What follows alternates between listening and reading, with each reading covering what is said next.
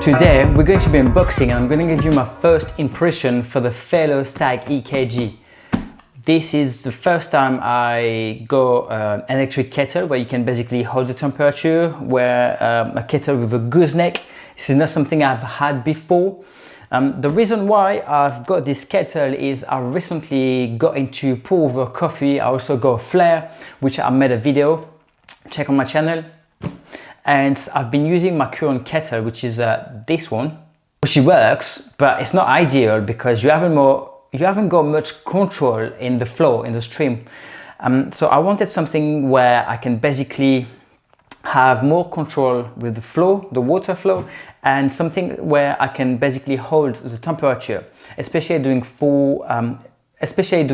coffee pour over. This is quite important to have the same temperature through the whole process of making coffee. So this is the reason why I got this one. I was torn between two kettles. The first one was a Brewista, which is slightly cheaper. I think it's £100. And this one is an entry level, which is £150. Bear in mind, this is an entry level for the fellow. You do have a second version, which is a fellow Stagg EKG Plus. This one is at $200. I think it's 160 or 70 pounds. The main difference between these two is on the Plus, you do have a Bluetooth connectivity app, which helps you, it doesn't really help you, but which basically allows you to turn on and off the kettle from a certain distance. And you can also, if you've got an Akaya scales, you can basically connect them both together. I haven't got one and I didn't feel like I had the need for that. And also it's already quite expensive anyway. So I've got this entry level. I've never thought your kettle could cost that much, by the way.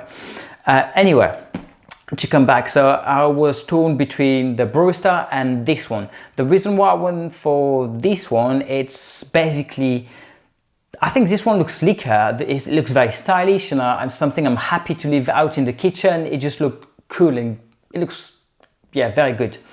The other ones, I'm sure it's good. I haven't tried it, so if you guys have been trying the Brewista, please let me know what you think about it. Let me know everything in your comments below. I'd be very interested to hear your comments. But this one, it's something I've been seeing around for quite some time, actually, like video reviews. I've seen baristas using it. I heard good things about it, and a friend of mine actually has been using it as well. So I thought I'd give it a go. Hi, my name is Francois from the French Review. Welcome to my channel where we talk about coffee, tech, and lifestyle. If you haven't yet, subscribe to my channel and click the bell so you don't miss anything. It also helped me to support this channel and to make more contents. So if you've got any content ideas, any products you would like me to review, please do let me know and I'll be more than happy to do so. Before we dive in, let me know which kettle do you use at home for pour-over, for coffee pour-over. I'd be very interested to know which kettle do you use and why. So please leave your comments down below. Right, so now we're just gonna be unboxing this bad boy. Let's go. So I think you've got seven colors for this kettle, but I believe I've mostly seen the black and white matte, which I think looks really slick. Oh, this one's cracked. Let's get the box.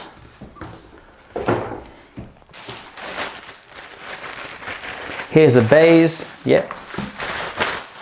Here's a kettle, so right, so the lid is wrapped up, which is good. Then you've got this bad boy. In the box, you basically have the base right here, as you can see. So you've got the LCD screen, you've got the dialing.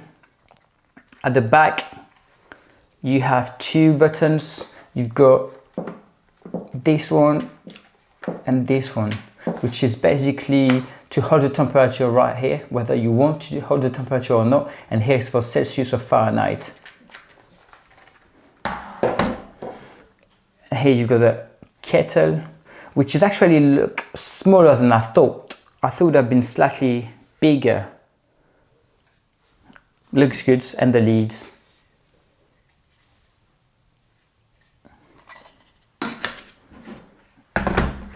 Perfect, looks good. First impression, the kettle looks good. If you can see here, it looks very slick. It looks like a premium product. As I say, the two main colors I've seen around were the white matte and the black matte. I went for black, and I think it looks superb.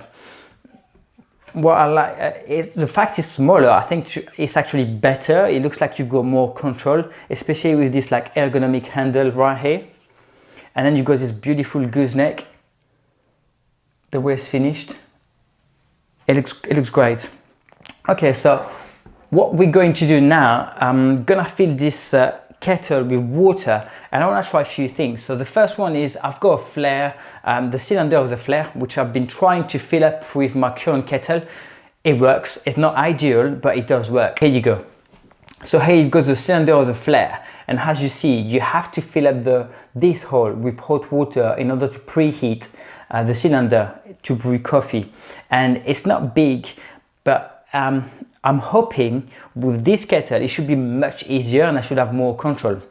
The second thing is I want to see how long it takes to heat the water and if you can hold the temperature. Right, so now we're going to fill this up, and I'm going to try to fill the cylinder of the flare and see how much control I've got.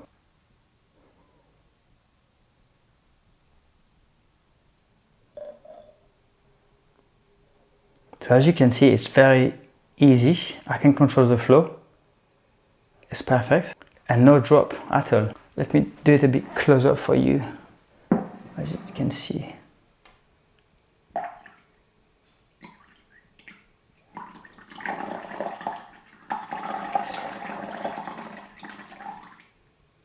And no drop at all, that's pretty good.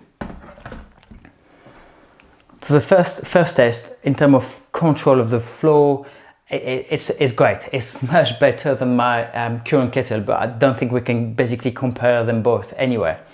Second thing I'm going to try to do, I want to see how long it takes to heat up.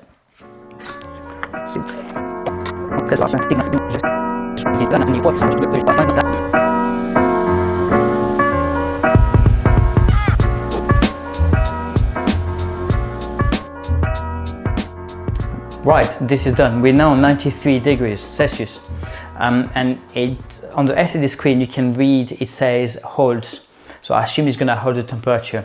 First impression, it's hot, which is good. That's what you want.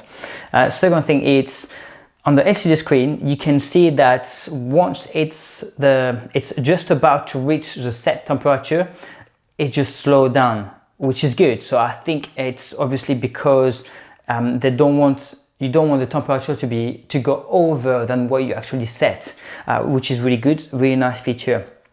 It's fairly quick, it didn't take long, it's very silent, I didn't hear much. Yeah, and so far so good. It's just holding this temperature, which is great. Can take it off and just stay on 93. Put it back in, 92. And it's going to go back to 93. Yeah, perfect. So that's pretty cool. Can you change the temperature during the process? Let's see. All right, so you can do this as well.